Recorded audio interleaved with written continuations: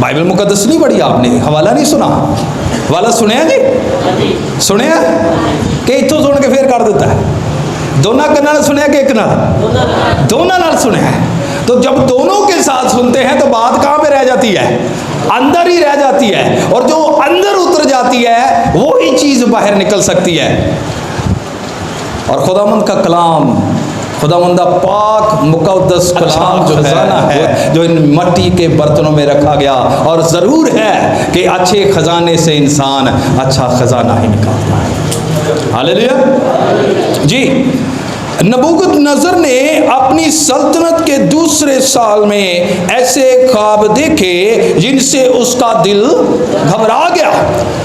अब नबूकदनेस्सर एक बड़ी मशहूर जो है वो बाइबल मुकद्दस में एक शख्सियत है, और जो ये मकबूल तो है सो है, लेकिन इसके साथ जब इसके शहर का, इसके मुल्क का, या जहां पर ये बादशाहत करता था वहां पर उसका नाम जब जुड़ जाता है तो और ज्यादा बाइबल मुकद्दस में ये उभर कर सामने आता है।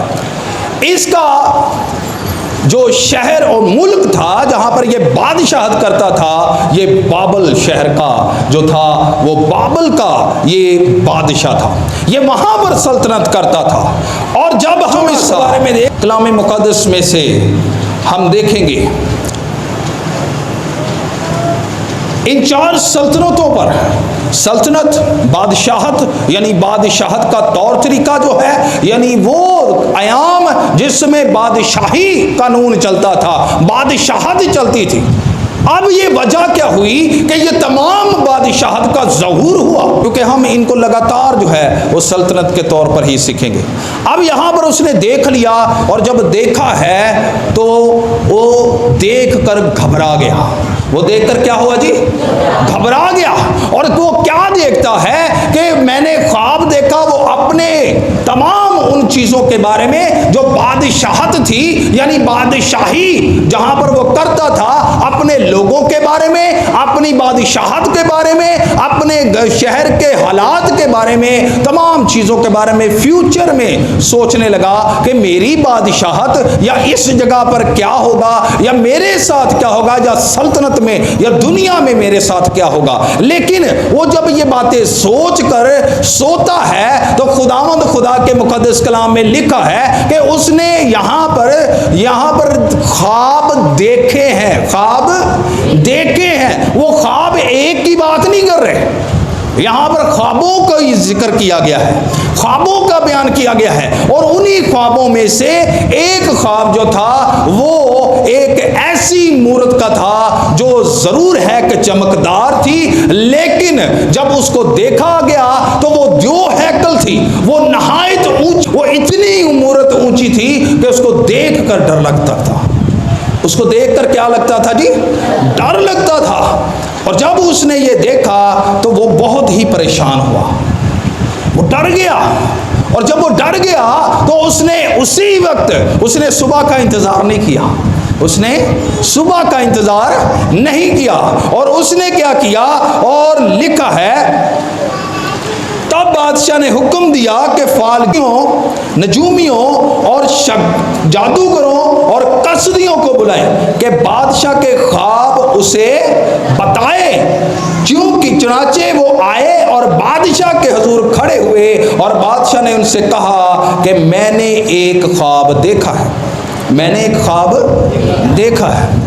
अब उसने सभी को बुला लिया है, उसी वक्त बुला लिया जिसमें नजूमी थे, फालगीर थे, और तमाम जादूगर और कसदी जो थे, इनके बारे में भी हम देखेंगे।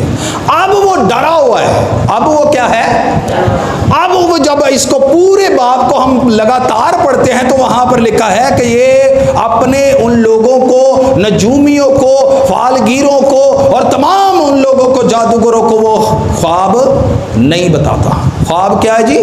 नहीं बताता। वो जब ख्वाब नहीं बताता तो फिर उसके जो लोग हैं, जो उसके सामने खड़े हैं, वो कहते हैं कि बादशाह ये क्या बात हुई, बादशाह ये क्या बात हुई कि तू हमें बता भी नहीं रहा, तू हमें बता भी नहीं रहा। लेकिन बादशाह ने कहा मैं हुक्म जारी कर चुका हूं, मैं ये बात कह चुका हूं कि जो कोई इसका जवाब ख्वाब कोई नहीं बताएगा, ताबीर नहीं बताएगा, तो उसको काट दिया जाएगा और उसके घर को जो है वो ऐसा कर दिया जाएगा, बिल्कुल पस्त और नेस्त कर दिया जाएगा। और जब हम इसको मतन में देखते हैं तो मतन में जो बात लिखी हुई है वहां पर लिखा है कि ऐसा जहां पर जानवर फिरते हैं, जहां पर जानवर जो है वो घूमते हैं। अब वो डरा हुआ है, एक तरफ वो हैबत नाक मूरत मौजूद है, एक तरफ वो हैबत नाक मूरत मौजूद है। वो दो तरह के डर में है, एक डर तो है वो मूरत के, और दूसरा जब हम खुदावंद के मुकद्दस कलाम की तहकीक व तफ्तीश, जब हम बाबली कॉन्टेक्स्ट देखें, बाबली कॉन्टेक्स्ट, जब बाबली कॉन्टेक्स्ट देखें जो बाबल के शहर से मिले थे, वहां पर यह बात लिखी हुई है कि जो लोग या कोई भी शख्स जो था वो ख्वाब भूल जाता, तो जो कोई भी उसकी तमाम बातें भूल जाता, जिसको रत्ती भर भी याद ना रहता, उससे उसका देवता जो था वो नाराज हो जाता था। उसका देवता उससे क्या हो जाता था? नाराज हो जाता था। बल्कि वहां पर लिखा है टू मैड, यानी पागल हो जाता था उसके ऊपर। तो इस बात से भी मेरा देवता कितने मेरे नाल कुछ कारी ना था, वो इस बात से भी डरा हुआ था, लेकिन उसने बताया नहीं है। तो इंसान कभी कदार इस तरह की चलाकियां मारता है, ठीक है, तो उसने बताया नहीं, लेकिन सिर्फ होते तो सुटी जा रहा है। और अपनी इज्जत की खातर कि भी ये ना कहन के लो जी बादशाह होके तेनू अपना ख्वाब याद नहीं। अब हम भी बहुत मर्तबा अपनी इज्जत को बचाने के लिए, अपने आप को, अपनी साख्त को बचाने के लिए हम कभी कभार बात अपनी या अपनी गलती दूसरे पे थोप देते हैं। अपनी गलती क्या करते हैं? दूसरों पे। और ये बात यहाँ पर नहीं है, ये हमें बाइबल मुकद्दस में से मिलती है। और जब हम आगे आदर में देखते हैं तो सांप ने जो करना था, इब्लीस ने जो करना था वो तो कर दिया, लेकिन खुदावंद खुदा अब क्या पूछ रहा है? हाँ भाई हवा, भाई आदम तू की कीता है? आदम तू की कीता? हुण आदम दे विच ओही गल, ना ना ना ना मैं नहीं कीता।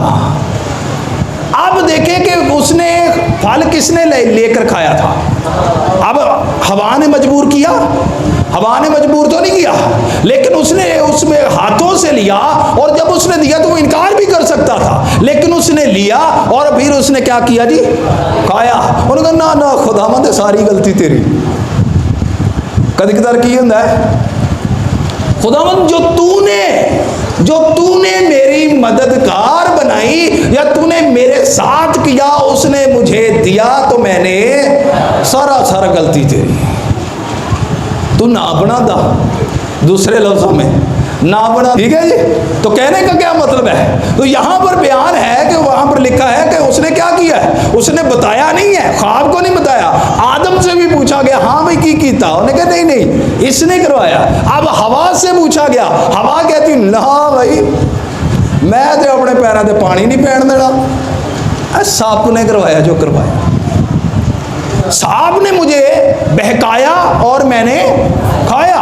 और सांप बेचारे को कोई है कोई नहीं सी, सांप बेचारा कितने थे पाऊंगा, यही बात है ना। उसके पास तो नहीं था जिसके ऊपर इल्जाम लगा था। अब क्या हुआ? अब वो सजा का मुर्तकिब हो गए। अब यहां पर भी इसी तरह की बात है। अब बार बार कसदी उससे पूछ रहे हैं, बार बार जादूगर पूछ रहे हैं, बार बार फालगीर पूछ रहे हैं, बादशाह तो थानू दसता सही। हम कहते ना भाई जी मैं गल कहती, मैं कहती जो मैं हुक्म कर चुका हूं वो यही है, लेकिन जो जवाब देगा, जो ख्वाब बताएगा, जो ताबीर बताएगा, वो ही जो है वो क्या होगा जी? इनाम का हकदार होगा। अब इनाम का हकदार होगा। इसी तरह उसने ऑर्डर जारी कर दिया, उसी तरह उसने ऑर्डर जारी कर दिया। अब ऑर्डर जारी ये हुआ है कि तमाम फालगीरों, नजूमियों और तमाम हिकमत रखने वालों को क्या कर दिया जाए? कत्ल कर दिया जाए। क्या कर दिया जाए जी? ये बात चलती चलती जो थी वो दानियेल नबी के कानों तक पहुंची। दानियेल नबी के कानों तक पहुंची। अब ये दानियेल नबी ने क्या किया कि उसने कहा कि ये क्या माजरा है। उसने कहा जी ख्वाब देखा गया है, बादशाह ने ख्वाब देखा है और उसने ऑर्डर ये जारी किया है कि तुम जो हो अगर नहीं बताओगे तो तुम्हें कत्ल कर दिया जाएगा। उसने कहा जी मुझे थोड़ा सा वक्त चाहिए। उसने कहा थोड़ा सा वक्त चाहिए। अब थोड़ा सा वक्त उसको दिया गया तो वो दुआ में झुक गया। क्या हुआ जी? दुआ में झुक गया। अब ये एक बात याद रखें, जो शख्स इस बात का दावा करते हैं जिनके अंदर दुआ नहीं है, जिनके अंदर कलाम नहीं है, जिनके अंदर खुदावंद खुदा की रूह मौजूद नहीं, रहनुमाई मौजूद नहीं, वो ये कभी ना सोचे कि वो खुदा की बातों को समझ सकेगा। ओदे उत्तों दी लग जाएंगे। तो क्या कहते कसदी? कहते ना भाई, दुनिया में कोई शख्स ऐसा नहीं, दुनिया में कोई शख्स ऐसा नहीं है कि जो तेरे ख्वाब को, यहां तक के बादशाह भी जो है वो भी इस बात को नहीं जान सकते जब तक कि देवता उनके अंदर ना हो। देवता उनके अंदर ना हो, देवता जो उनके अंदर होगा वही बात बता सकेगा। जिनका खुदा उनके अंदर होगा वही उनको बता सकेगा। तो फिर क्या हुआ? दानियेल ने दुआ की और खुदावंद खुदा ने उसके ऊपर फरिश्ता के जरिया से वो तमाम जो ख्वाब था वो खोल दिया। और खुदावंद खुदा ने जब खोला तो उसने कहा जा और सबको बता दे, और इन कसदियों को भी, इन कसदियों, फालगीरों और तमाम उन जादूगरों को मुंह तोड़ जवाब दे कि यहोवा खुदा जिंदा खुदा है और वही गैब का इल्म रखने वाला खुदा है। अब नबूकदनेस्सर जो है उसने ऑर्डर तो जारी किया था, लेकिन वो क्या है, दानियेल कहां पर गया जी? कहां पर? दुआ में झुक गया। खुदावंद खुदा की कुर्बत, उसकी दुआ के साथ जुड़ना, रिश्ता रखना, तब ही खुदावंद खुदा जो है वो राज खोलता है। और जेड़े कहते, मैं पहले बता चुका, जो कहते हैं वो मैनू नबूवत हुई है, गैब का इल्म सिर्फ खुदावंद खुदा की ज़ात को है। अब जब दानियेल पर सब कुछ खोल दिया गया तो वो सामने खड़ा होकर खुदा के बारे में ये बयान करता है। वो कहता है कि बादशाह, कोई दुनिया में ऐसा शख्स नहीं है, कोई देवता नहीं है, चाहे तेरे कितने भी देवता क्यों ना हो, चाहे कितने भी बुत क्यों ना हो, लेकिन सिर्फ और सिर्फ जिंदा खुदा ही इन तमाम ख्वाबों और तबीरों को बताने वाला खुदा है, और कोई किसी की जात इस लायक नहीं है। और ये कसदियों ने खुद कबूल किया है, लेकिन दानियेल ने इस बात को कंडेम किया। अब दानियेल जो है वो इस बात को बयान करना शुरू करता है। वो कहता है कि दानियेल जो है वो बयान करता है कि नबूकदनेस्सर, ऐ बादशाह, अब जो तूने ख्वाब देखा मैं तुझे बताने लगा हूँ। और वो कौन सा ख्वाब है? तूने एक बड़ी मूरत देखी है, और वो बड़ी मूरत कैसी है मैं आपको बताना चाहता हूँ। बड़ी मूरत जो है वो हिस्सों पर मुश्तमिल है। बड़ी मूरत क्या है जी?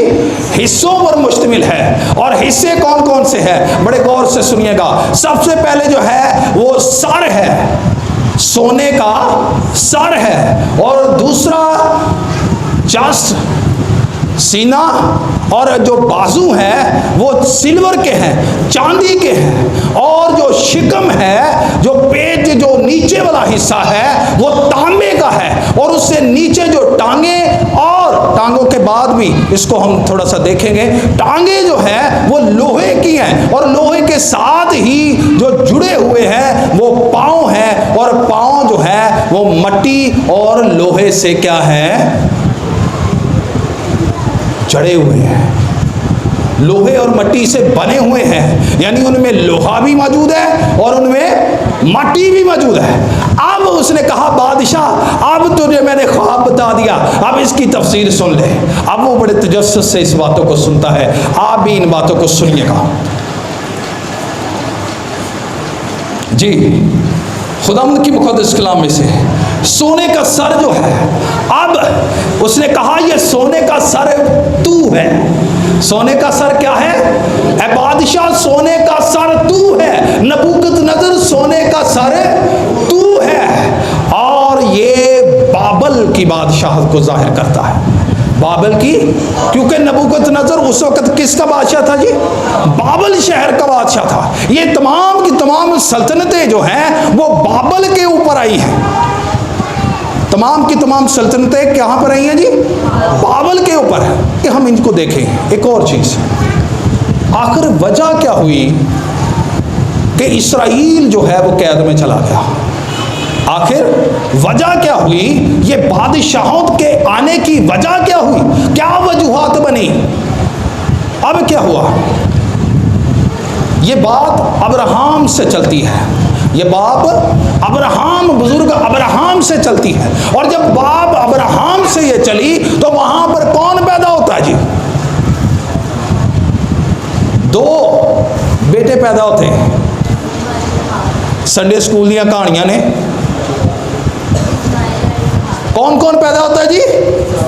इस्माइल और अब इसहाक जब आगे चलता है, उसकी नस्ल जब आगे बढ़ती है तो उससे कौन पैदा होते हैं? एसाऊ और याकूब। अब याकूब जो था उसका नाम खुदा ने तब्दील किया और उसके नाम का मतलब जो है, यानी नाम उसका तब्दील करके उसको इसराइल का नाम दे दिया गया। अब इसराइल का मतलब सिर्फ और सिर्फ यही नहीं है, ये बात याद रखिएगा। इसराइल का मतलब सिर्फ और सिर्फ याकूब नहीं है कि याकूब के लिहाज से है, नहीं, लेकिन इससे आगे ही बातें चलती हैं। और जब आगे चलता है तो याकूब से कितने कबीले पैदा होते हैं? तो 12 कबीलों में से एक हमारा जो है वो शख्स, एक हमारा जो मिसले यीशु अल मसीह है, जो यीशु अल मसीह की शबीह है, जो आने वाले यीशु अल मसीह को दर्शाता है, वो कौन पैदा होता है? वो यूसुफ पैदा होता है। यूसुफ जब पैदा होता है तो वो मिस्र में बेचा गया 20 सिक्कों के साथ इस्माइलियों के हाथों। और जब उसको बेच दिया गया तो उसको बेचने के बाद जो है वो मिस्र में ले जाया गया और वहां पर जाकर वो सबके लिए क्या बन गया जी? बाइसे निजात बन गया। और जब बाइसे निजात बन गया तो वहां पर क्या हुआ कि वो पहला वाला फराऊन जो था वो मर गया, लेकिन उसने क्या किया? अपने तमाम आबा-ओ-अजदाद को लाकर जोशन यानी जशन के इलाके में आकर बसाया। और वहां पर जब ये बढ़ने फूलने लगे, खुदावंद ने उनको बरकत दी, खुदावंद ने उनको तरक्की सरफराजियां देना शुरू की, तो लोग परेशान हो गए कि ये तो हमसे ज्यादा बढ़ जाएंगे। तो वहां पर लिखा है कि उन्होंने कहा आओ हम इनको कैद कर लें, और वहां पर कैद किए गए। और कैद के बाद एक हमारा जो है बाइबल मुकद्दस में से ऐसा सूरमा पैदा होता है जिसके पैदा होने पर बड़ा ही, मैं कहता हूं कि इश्तियाल जो है वो बाइबल मुकद्दस में उठता है। फिरौन परेशान हो जाए, मूसा जो है वो पैदा होता है, तो लोग और बादशाहत हिल जाती है, क्योंकि जब वो दोबारा से बड़ा होकर मिस्र में वापस आता है तो खुदावंद खुदा बड़ी कुदरत और जलाल के साथ मिस्रियों के हाथों से इसराइल को निजात देता है। और जब उनको निकाल लेता है तो निकालने के बाद यशुआ सामने आता है। जब मुकद्दस मूसा जो है वो वफात हो जाती है तो क्या होता है? यशुआ उनके सामने आता है। अब यशुआ उनको कनान के मुल्क में ले जाता है, लेकिन वो ले तो गया, लेकिन शमूएल तक जो था वो काजियों का ज़माना रहा। मैंने बादशाहत का अभी तक जिक्र नहीं किया, मैंने बादशाहत का भी जिक्र नहीं किया। अब काजियों का ज़माना रहा। अब जब काजियों का ज़माना रहा, लेकिन काजियों का ज़माना सानू जरिया ने लोगों को बर्दाश्त नहीं हुआ। अब शमूएल को वो लोग कहते हैं कि शमूएल नबी तू ज़ईफ हो चुका है, तू ज़ईफ हो चुका है, अब तेरे बेटे भी तेरी राह पर नहीं चलते, तो सानू एक बादशाह दे दे, हमें एक बादशाह दे दे। अब बादशाह हमें दे दे क्योंकि दूसरी कौमों का भी बात। साढ़े विच एक बड़ा मसला है, असी अडॉप्शन बड़ी करने, हम दूसरों से अडॉप्शन बड़ी करते हैं। क्या करते हैं जी? अडॉप्शन बड़ी करते हैं। अब अडॉप्शन की के जी दूसरों का बात है तो सानू भी दो। अब खुदावंद खुदा और नबी को ये बात बहुत नागवार गुजरी। उसने कहा कि नबी हमें बादशाह दे, लेकिन उसने शमूएल ने कहा कि खुदावंद खुदा से डरो, खुदावंद खुदा ही बादशाह है, दुनिया में और कोई बादशाह नहीं है। अब उसको जब बुरी लगी तो दुआ में झुका, तो खुदावंद ने कहा ठीक है तो इनको दे दे, ठीक है इनको बादशाह दे दे, इन्होंने मेरी हकारत की है, मैं बादशाह था, लेकिन अब ये बात सुन ले कि अब ये बात इनके लिए नागवार गुजरेगी। ठीक है बादशाह ले लो, ठीक है लगातार बादशाह लो, मैं अब तुम्हारे दरमियान में नहीं रहूंगा क्योंकि तुमने बादशाह मांगा है। उसके बाद लगातार जो थे वो 22 बादशाह जो थे वो इस जगह इसराइल पर गुजरे, जिसमें यहूदा सरे फरिश्त है। ये यहूदा की बादशाहत की बात कर रहा हूं कि जहां, क्योंकि ये बात जो तमाम शुरू हुई है ये यहूदा से हुई है। अब 22 जो बादशाहत थी वो गुजरी, उन्हीं में से ये बादशाह गुजरे। अब सबसे पहला बादशाह कौन था? बड़ी जल्दी से चलेंगे, बड़ी खूबसूरत बातें आगे। पहला बादशाह कौन था? कौन था? पहला बादशाह जो साउल था वो तकरीबन 1060 में, यानी 1060 BC में, यानी खुदावंद यीशु मसीह से कबल अज़ मसीह जो है उसकी बादशाहत का आगाज हुआ। दूसरा बादशाह जो था वो कौन सा था? दूसरा कौन सा था? दाऊद। और जब दाऊद बादशाह हुआ तो वो 1020 यानी बिफोर क्राइस्ट कबल अज़ मसीह 1020 में हुआ, और बाद में सुलेमान बादशाह आया, और सुलेमान बादशाह के वफात के बाद ये 2 हिस्सों में हो गया, यरूशलेम और यहूदा, यरूशलेम और यहूदा।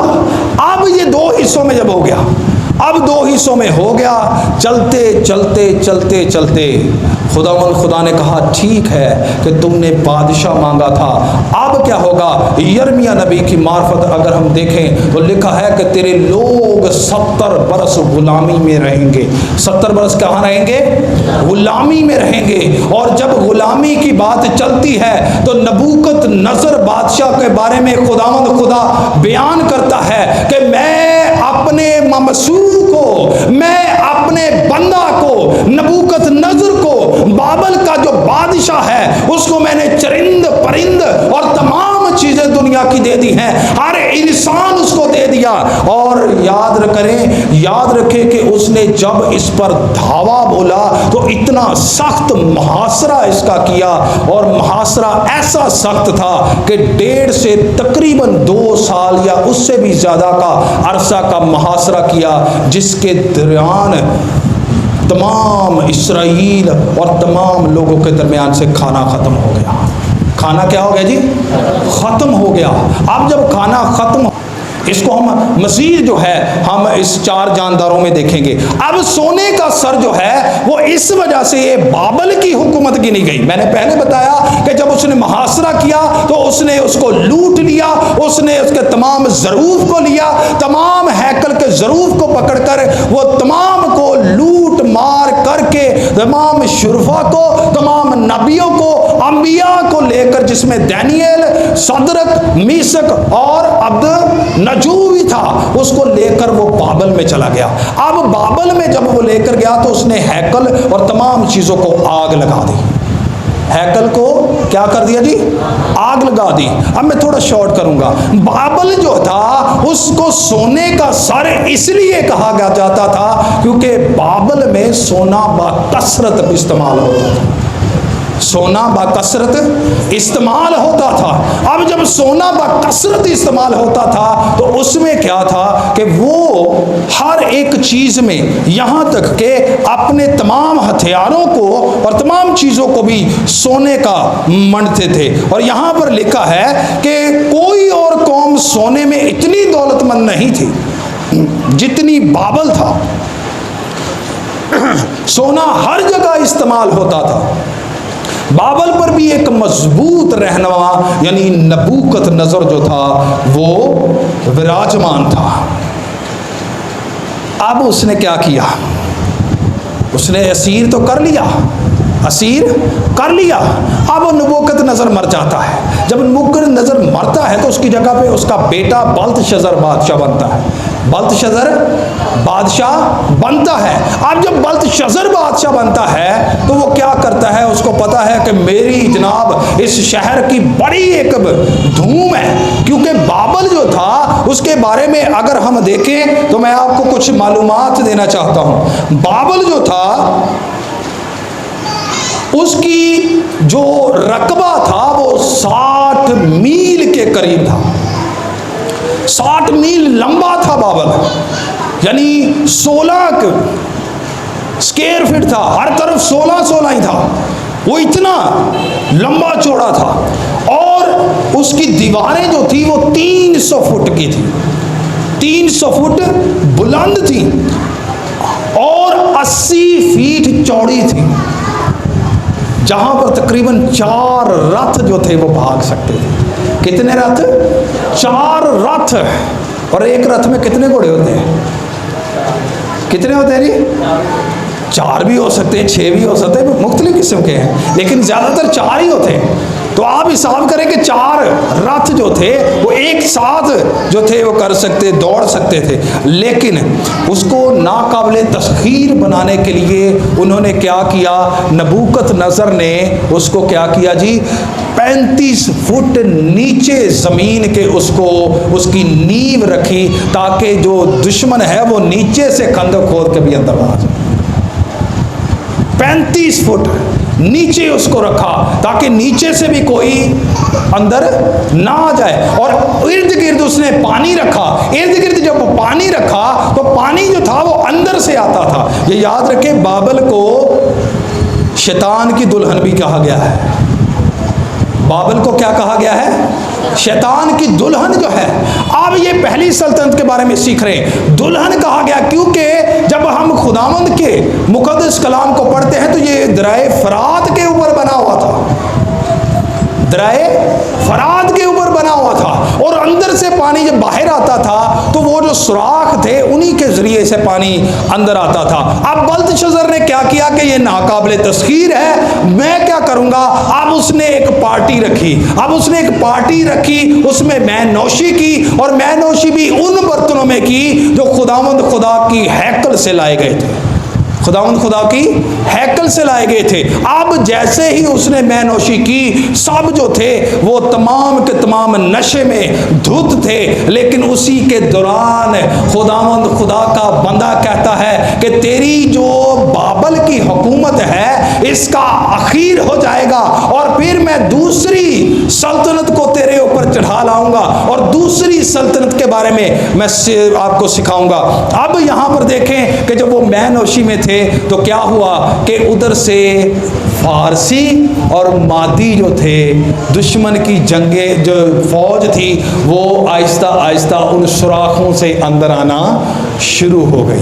अब वो नशे में धुत थे। जब सुराखों के अंदर से आना शुरू हुई तो खुदावंद खुदा ने दूसरी बार जो कही, उसने कहा कि बादशाह, जो पहला सर वो तू है, लेकिन दूसरा जो सिल्वर के छाती और जो बाजू है वो सिल्वर के हैं, वो मादी और फारसी हैं, वो तेरे ऊपर जो है वो दावा करेंगे और तेरी हुकूमत जाती रहेगी। और क्या होगा कि खुदावंद खुदा फरमाता है कि मादी फारसियों को मैं तुम पर ले आऊंगा। और जब वो मैनोशी कर रहे थे तो खुदावंद का हाथ वहां पर रूनुमा होता है, और खुदावंद के हाथ वहां पर क्या कहता है, दानियेल 5वां बाब 25 से 28वीं आयत। और वो नविश्ता ये है, जब वो हाथ निकलता है तो लिखा जाता है मिने मिने तकीलो फरसीन। अब ये नविश्ता ये है मिने मिने तकीलो फरसीन, इसके मैनी ये है मिने यानी खुदा ने तेरी ममलकत का हिसाब किया और उसे तमाम कर डाला, तकील यानी तू तराजू में तोला गया और कम निकला, फरसीन यानी तेरी ममलकत मुनकस्सम हुई और मादियों और फारसियों को मैंने दे दी। मादियों और फारसियों को दे दी। अब याद रखें, सोना जो होता है वो कीमती जरूर होता है, सोना, लेकिन उसका वजन क्या होता है? इसलिए खुदा ने कहा मैंने तुझको तोला है, तेरी बादशाहत को तोला है। तू सोने जैसा कीमती तो है, लेकिन तूने अपनी कदर नहीं जानी। तू जब तोला गया, तेरे अमालों को देखा गया, तू तोलने में कम निकला है। तो तोलने में क्या निकला है? कम निकला है। अब जब तोलने में कम निकला है तो फिर क्या हुआ? मादी और फारसी उसके ऊपर विराजमान हो गए, उन्होंने सब कुछ ले लिया। अब ये हुकूमत जो आई, सोने का सर जो था वो 606 से 538 कबले मसीह में ये बात वकूफ़ पजीर हुई। अब जब जैसे ही ये बात मादियों फारसियों पर जाती छाती, और चांदी के जो बाजू थे वो 538 से 331 जो है उस दौरान में रही। और ये साइरस बादशाह था, ये साइरस बादशाह था। अब साइरस बादशाह में एक चीज़ बड़ी ख़ास थी, उसने उन इसराइलियों को, तमाम असीर लोगों को वापस भेज दिया कि जाओ तुम अपने तमाम चीज़ों को तैयार करो, तमाम हैकल को तैयार करो, तमाम अपने शहर को तैयार करो। अब जब ये बात हुई तो खुदा का बंदा कहता है कि तूने अब ये देख लिया है कि ये दूसरी सल्तनत है, ये सिल्वर है। वहाँ पर एक बात और भी याद रखें कि जो सिल्वर जो था वो भी जो साइरस बादशाह के दौरे हुकूमत में सिल्वर की शील्ड्स, सिल्वर की तमाम वो चीज़ें बनाई, ज़रूफ बनाए जाते थे। सिल्वर जो था वो बाकसरत वहाँ पर मौजूद था। तो इस बात को याद रखें कि खुदावंद का कलाम जो है वो सच्चा है। लिखा है कि मादी फारसी चांदी का इस्तेमाल तकरीबन खुसूसी तौर पर करते थे और उसे सोने से ज़्यादा इज्जत देते थे। सोने से क्या देते थे? चांदी वजन च भारी होंदी है, की होंदी है वजन च, भावें कीमत च घट होंदी है, लेकिन वो तमाम चीज़ों में वो चांदी को इस्तेमाल करते थे। अब ये हुकूमत जब गुजरी उसके बाद पेट और शिकम आता है, पेट और रानें आती हैं, पेट और रानें आती हैं। अब ये बात याद रखें, मैंने पहले कहा था कि सिकंदर आज़म का जिक्र है, और ये जो शिकम पीतल का जो था, ब्रास का, ये सिकंदर आज़म है। ये सिकंदर, आपको पता है सिकंदर आज़म कहाँ तक आया है?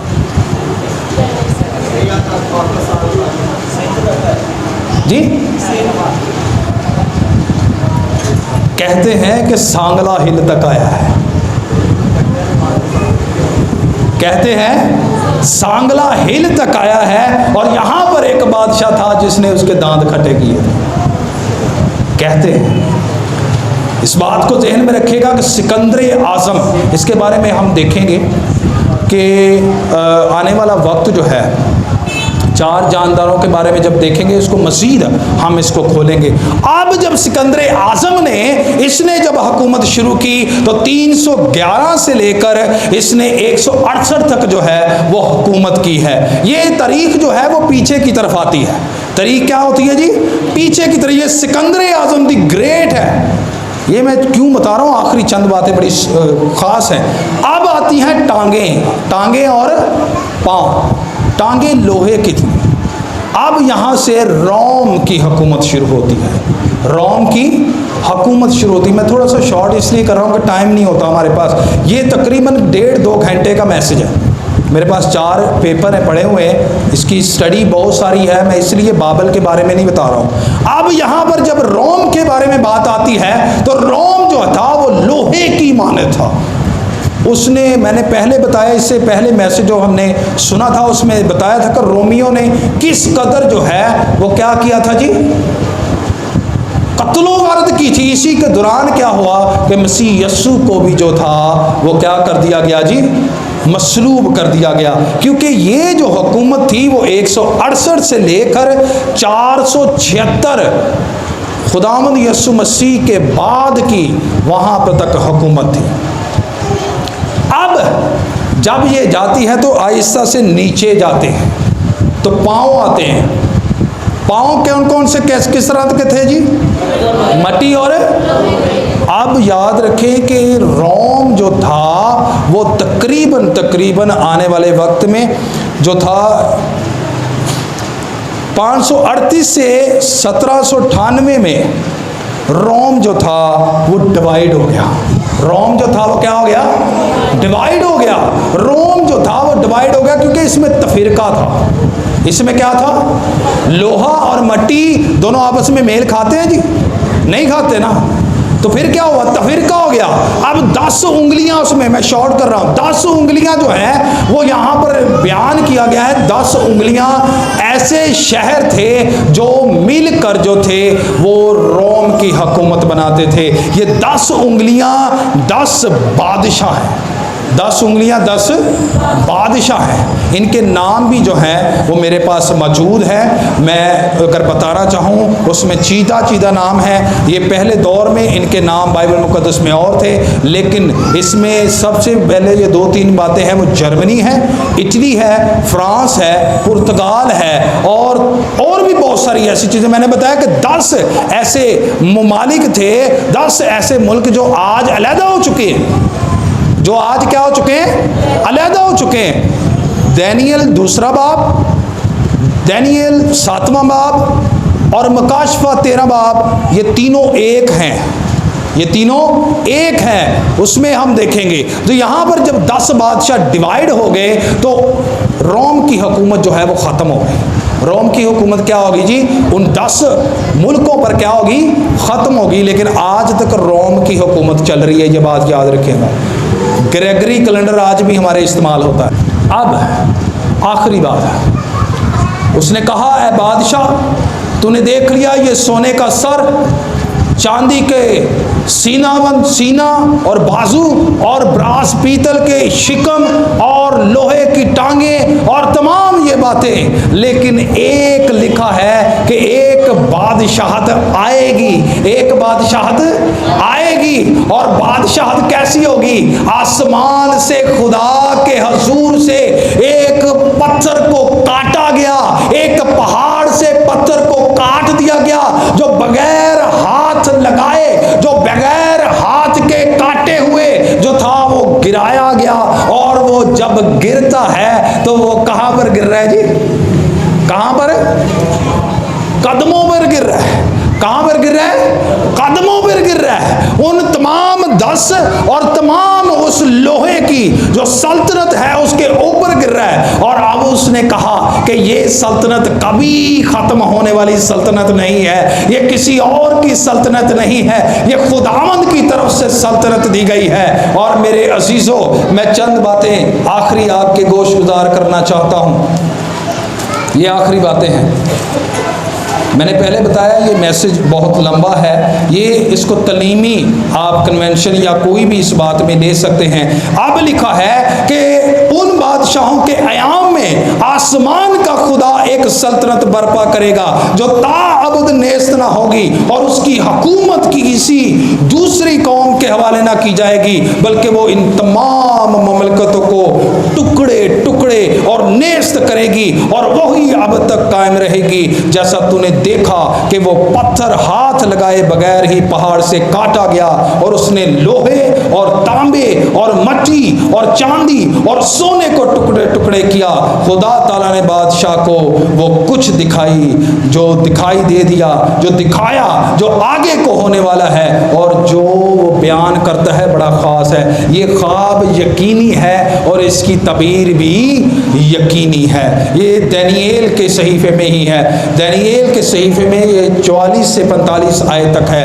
अब वो बयान करता है, अब ये पत्थर जो है, ये बादशाहत जो है और कोई बादशाहत नहीं है। ये पत्थर क्या है? यहाँ पर चंद बातें। ये सल्तनत आसमानी सल्तनत है, इसमें इंसानी अमल दखल नहीं है कोई। अब यहाँ पर लिखा है वो पत्थर कौन है? खुदावंद के मुकद्दस कलाम में लिखा है, उसने उनकी तरफ देख कर कहा, फिर ये क्या लिखा है कि जिस पत्थर को मामोरों ने रद्द किया वो कोने के सिरे का पत्थर कहलाया।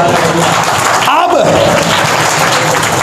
आगे बड़ी खास बात है। लिखा है कि वो गिरा तो उसने क्या किया है, टुकड़े टुकड़े और उसको पीस कर रख दिया है। और आखिरी जो अगली आयत है, जो कोई उस पत्थर पर गिरेगा उसके टुकड़े टुकड़े हो जाएंगे, लेकिन जिस पर वो गिरेगा उसे पीस डालेगा। और खुदावंद खुदा की जात, जो लोग इस बात का दावा करते हैं और जो लोग कोशिश कर रहे हैं, जैसे बाबल जो है वो दरियाफ्त नमरूद ने किया और नमरूद ने भी पूरी दुनिया पर हुकूमत करने की कोशिश की है, और आइंदा आने वाले वक्त में नबूकदनेस्सर ने भी इस बात को किया, फिर साइरस ने करने की कोशिश की, फिर सिकंदर ने कोशिश की, फिर हिटलर ने कोशिश की, फिर जो है चार्ल्स ने कोशिश की, फिर नेपोलियन ने कोशिश की, लेकिन खुदावंद खुदा का कलाम इस बात को कहता है कि ये जो हुकूमतें हैं ये दोबारा कभी जो है वो जुड़ ना सकेंगी। और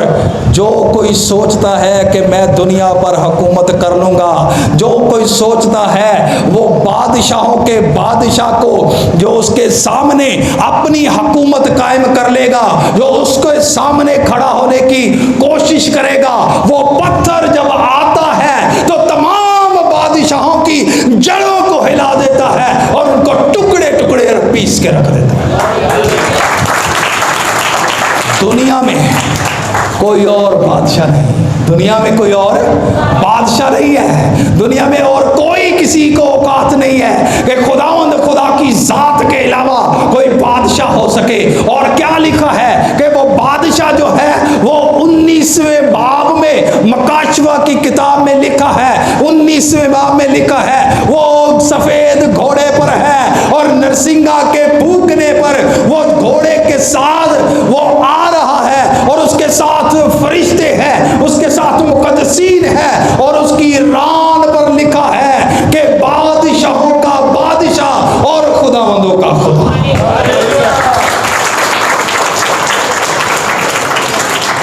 लिखा है उसको किसी हाथ से काटा नहीं गया। क्या जी, हाथ से काटा नहीं गया।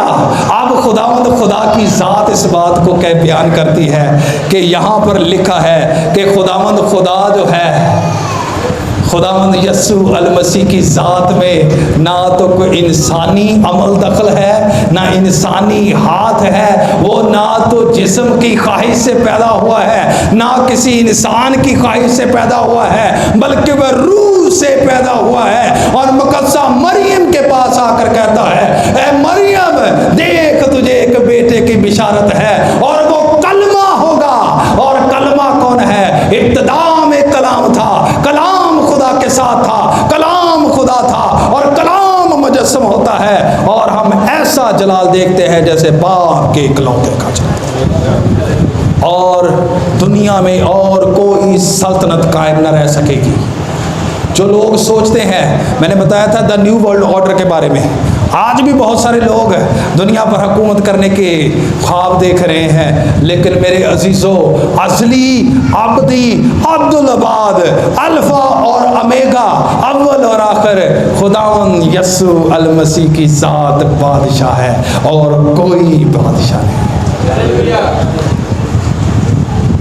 तो मेरे अजीज़ों, आने वाला वक्त हमें ये बताता है, बहुत सारे लोग, और मैंने पहले आपको बता दिया कि आने वाले वक्त में क्या होगा।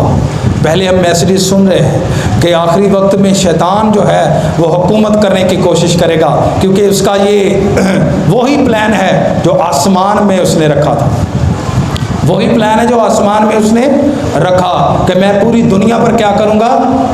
लेकिन खुदा ऐसा पत्थर है जो उसकी सल्तनत को चकनाचूर कर देगा। हालेलुया। खुदा इस मुकद्दस कलाम के वसीले से हम सबको बरकत दे। आमीन।